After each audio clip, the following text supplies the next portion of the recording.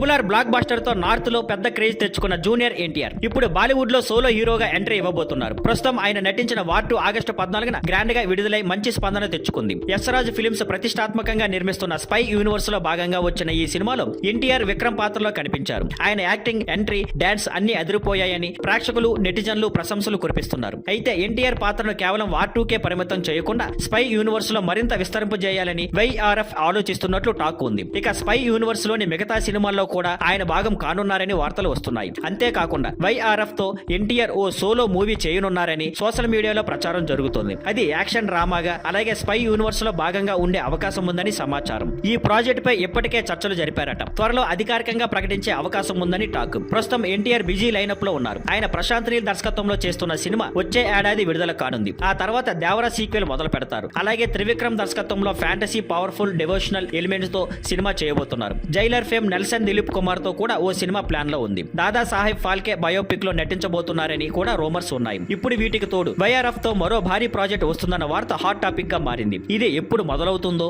నిజంగా జరుగుతుందో చూడాలి. Thank you for watching. Please like, share and subscribe.